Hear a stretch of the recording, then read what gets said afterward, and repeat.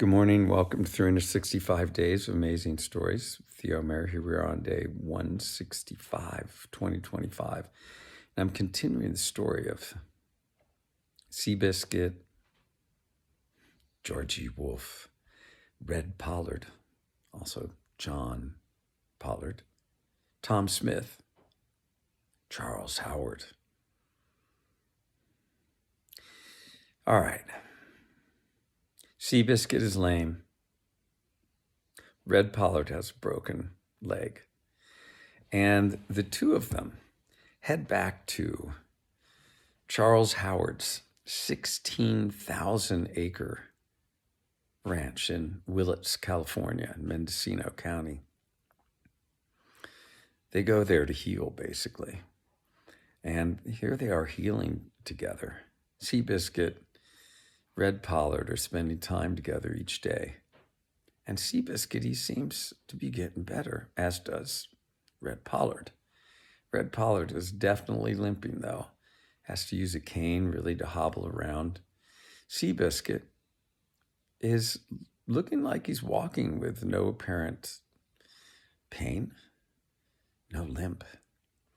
And so Red Pollard, being the passionate horse person that he is, even though he's been told never to ride again, he fashions around his ankle, which is still healing, a boot in order to hold basically his leg in place rigidly so that he's not going to re-injure it. And he starts to ride Seabiscuit, walking first and then, trotting a little bit, and doesn't get into a canter until one day as they're out there in that California landscape where there's abundance of wildlife.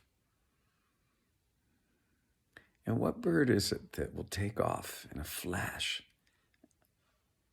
Flocks. So when a number of them take off in a moment, it can be quite a noise.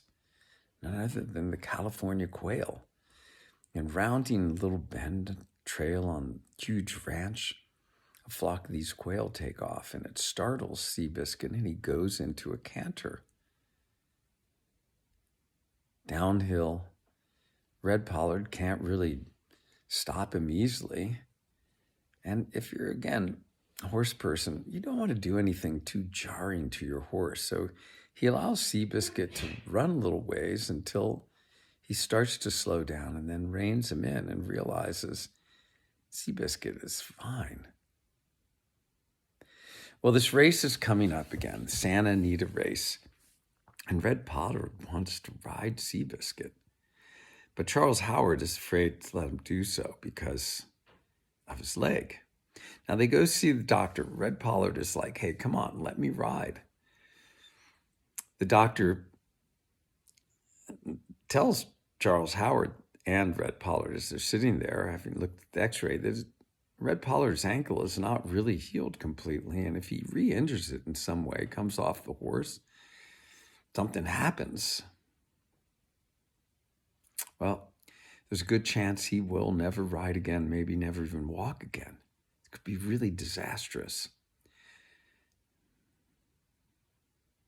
Charles Howard doesn't want to be responsible for this anyway, so they're going into this race, and George Wolfe is going to ride Seabiscuit again.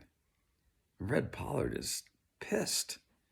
He wants to be riding Seabiscuit. Charles Howard goes to George and asks him what he thinks he should do. And George Wolfe responds back to Charles Howard and says,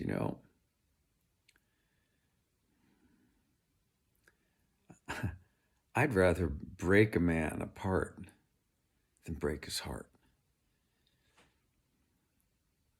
George Pollard suggests that Charles Howard has Red Pollard ride to Seabiscuit. And so that's what happens. And in this race, George Wolfe picks up a ride as well. He's riding in the same race there with Red on a different horse that isn't going to amount to much. And they take off. And the pain that Red Pollard is feeling in his leg is severe. And if you've ever watched these horses race, when they're tight in a pack, there's some bumping and jostling that goes on between the jockeys and the horses. Sometimes it can be quite vicious. Those whips being used to whip other jockeys.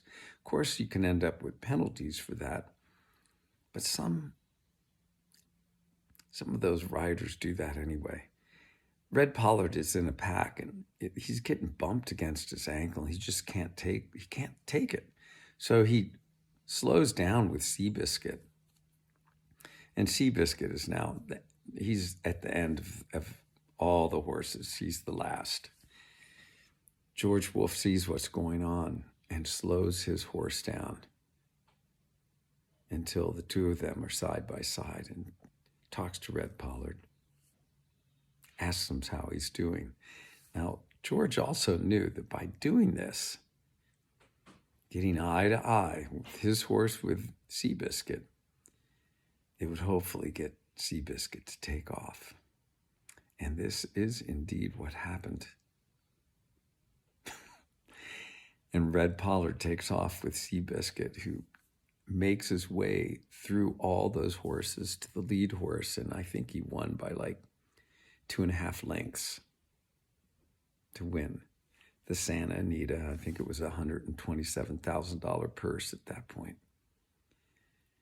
Pretty amazing. Next time, I'm going to be telling you a little bit about Charles Howard and also about Tom Smith and why it is so significant that these men, including Red Pollard, got together with Seabiscuit to create the amazing story that we can share to this day.